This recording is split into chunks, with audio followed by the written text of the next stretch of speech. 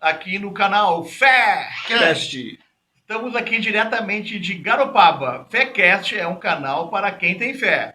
Você tem fé? Então está no canal certo. Fique com a gente até o final do vídeo. O meu nome é André. Sou Miguel. Sérgio. Então, assim, nós estamos agora fazendo um estúdio novo. Estamos com um estúdio novo aqui em Garopaba. Espero que vocês estejam gostando, né? A gente está tentando caprichar mais aqui no Fécast. E esse ano, né, é um ano de política, né? Então a gente está vendo aqui como é que o povo cristão, o povo evangélico, vê isso, né? Como é que o povo vê essa questão de evangélico e cristãos estarem entrando na política. Nós sabemos que temos bancada evangélica na política no Brasil, no Senado, no Congresso, e a gente quer saber a opinião. Pastor Miguel, o que tu acha do cristão ingressar na política? Então, André, eu creio que em qualquer setor, né, da sociedade, o cristão pode estar ingressando, né? A política não se difere de nenhum deles, né? Há um sentimento, né, a respeito de política que muitas vezes deturpa a imagem, né, que alguns cristãos têm sobre a política. Por quê? Devido aos maus políticos, né? Mas eu creio que a política deve ser, sim, também ocupada por evangélicos, né? Como nós temos na própria escritura falando sobre, né? Daniel é um exemplo disso, José é um exemplo disso, né? Eram figuras políticas em um cenário, né, caótico, que foram instrumentos de Deus, né, para trazer paz ao povo, para trazer, né, bênção, né, da parte do Senhor ao povo, né? Então eu acredito que hoje não é diferente, né? O que eu creio é uma política séria, né, comprometida com a verdade, né? Isso para mim hoje não eu vejo que é o diferencial, né, de um cristão tendo o desejo de ingressar na política, né? Que bom, pastor, que bom. Eu também eu vejo com bons olhos, né, as pessoas, né, de fé estarem ingressando na política e defender as pautas cristãs, né? Defender a família, defender essa questão, né, de estar com a fé e da vida, né, de proteger a vida, né? Então, então eu vejo que isso é sempre um momento, né, de nós estarmos defendendo, né, as pessoas, né, que vão concorrer, que vão tá aí na política, né, que represente esse povo, né, que é um povo de fé, que é um povo conservador e que gosta da família unida, gosta de estar na fé, de estar respeitando a Bíblia, de estar de conforme a vontade daquilo que a palavra, né, nos traz, né? Então nada melhor do que pessoas, né, de fé, né, que estão ali representando a gente, nossos interesses, né? Porque a gente vê hoje em dia várias ideologias que defendem as fés deles, as coisas, a forma de vida deles, estão lá envolvidas na política, ganhando pautas e a gente às vezes fica sem representação, né? Aqui em Garopaba, né, pastor Sérgio, aqui em Garopaba hoje existe uma bancada evangélica na atual política hoje? Não, na verdade não existe, né? Na verdade nós não temos uma bancada política, não temos um representante na Câmara, né? E a nossa vida, se a gente for olhar em todo o contexto, a nossa vida é baseada em política, né?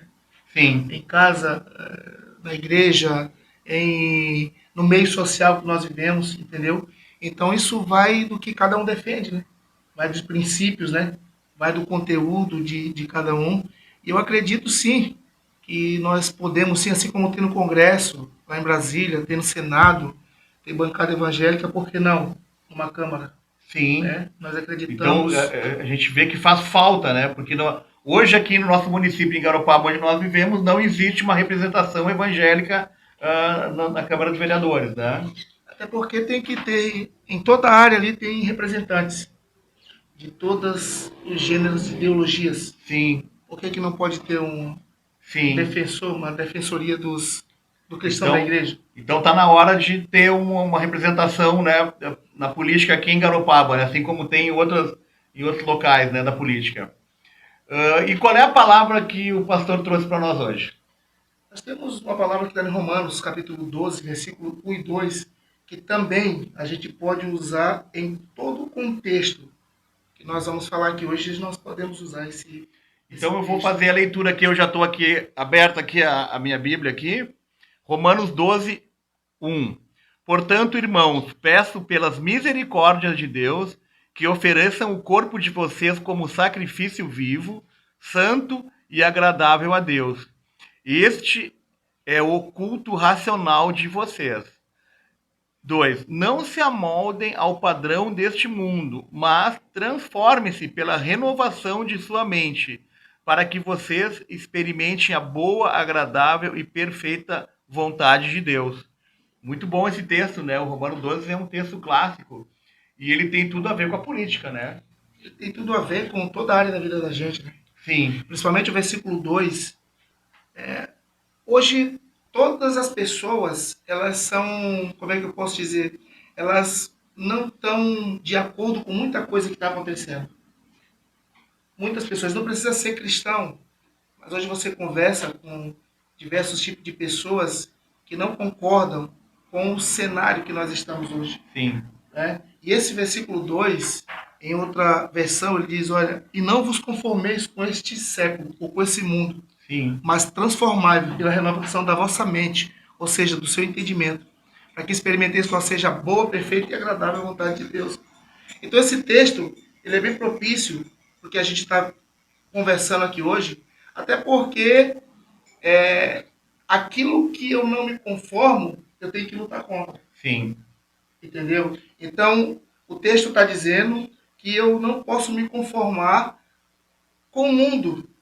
Ou seja, nós cristãos, nós andamos de uma forma diferente do mundo. Nós estamos inseridos no mundo, mas nós não temos que nos conformar com o mundo. sim, Nós não temos que nos conformar com as coisas que o mundo nos oferece.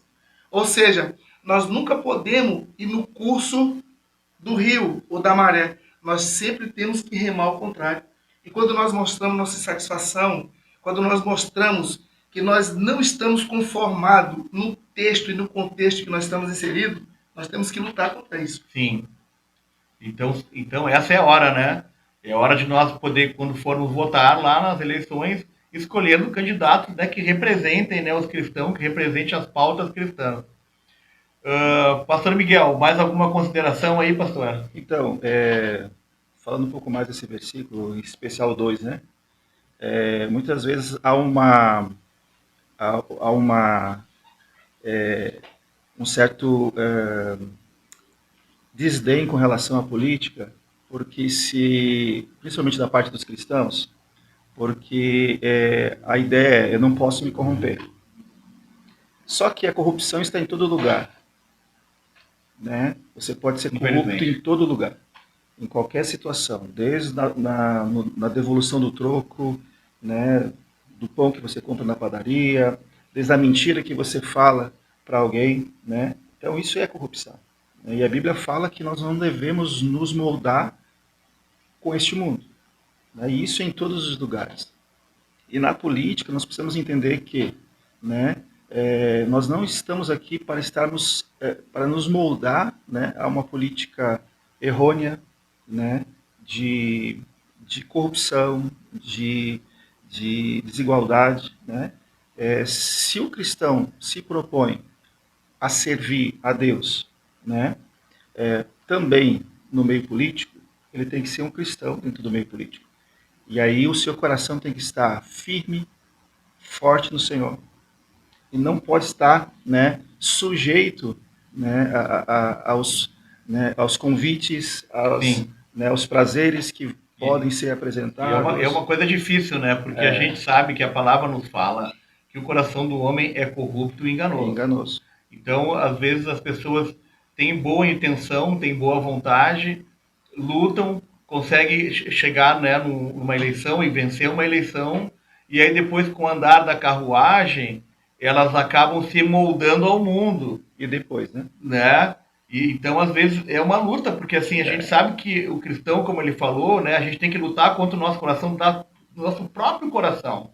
E os né? presentes, André, eles vêm eles vão ser apresentados, né? Claro, Então, a palavra diz que o nosso coração tem que estar firme no Senhor, né? amém. Inabalável, né? E não se moldar com este mundo, gente, realmente é isso. Ser firme, ter posicionamento, né? Porque você vai ser confrontado, né? O inimigo, ele não vai deixar assim, né? Fácil, né? Não. Ele vai querer dar uma puxada de tapete, vai querer... Principalmente se você está se levantando com a verdade. É, Né? Interessante que esse texto a gente pode usar em toda a área da vida da gente, até porque se tem uma pessoa que está com uma enfermidade, com uma depressão, com qualquer tipo de problema e situação, ele não pode se conformar. Ele não pode se conformar. Então, o próprio Deus ele não foi conformado. O próprio Deus ele não era conformado. Porque se Deus fosse conformado, ele não mandaria o filho dele. Então ele olhou para mim, ele olhou para ti e viu que nós éramos pecadores e que a única solução era que se Jesus descesse. Então o que acontece? Ele não ficou conformado e ele olha, ele diz assim, olha, se tu não for lá, o Sérgio vai ter problema.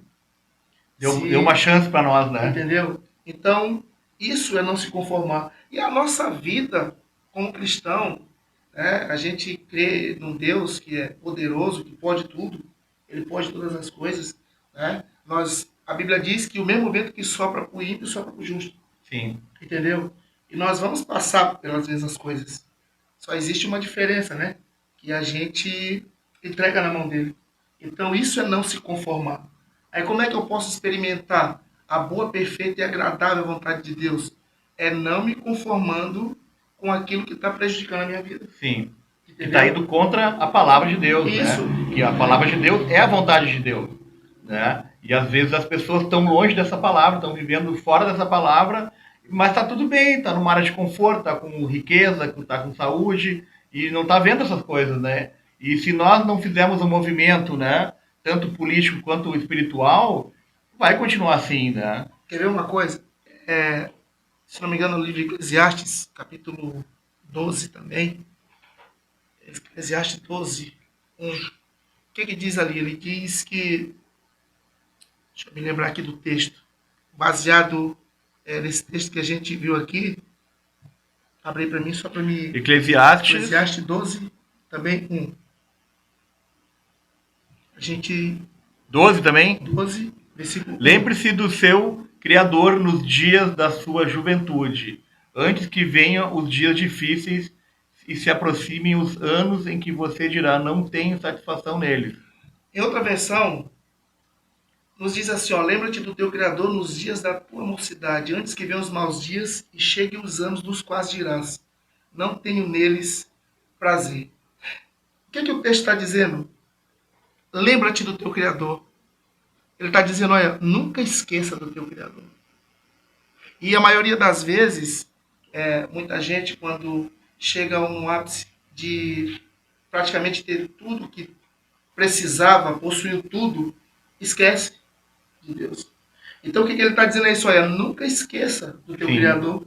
Independente da circunstância, situação, problema, vento, tempestade, o que tu estiver passando, se tu está bem, se tu está mal, se tu está lá em cima, se tu está embaixo, nunca esqueça do teu Criador. Amém. Entendeu? E hoje a gente vê, nas nossas igrejas, a gente vê pessoas que não estão muito firmes. A gente tem muita pessoa e a gente resgata uma pessoa aqui, resgata outra ali, vai aqui, vai lá, né? Mas tem gente que esquece de Deus muito rápido.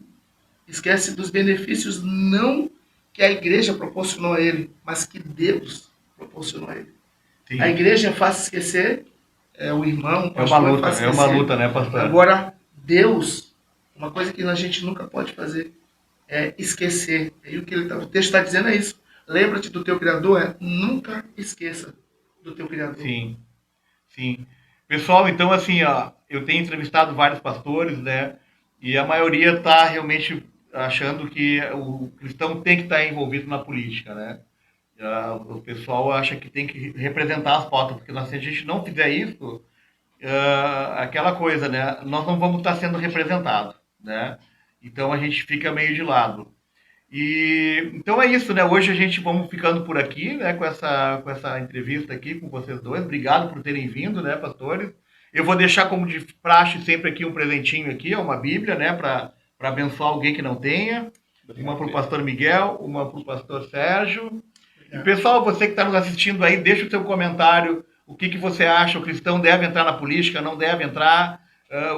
Deixa o seu comentário no chat.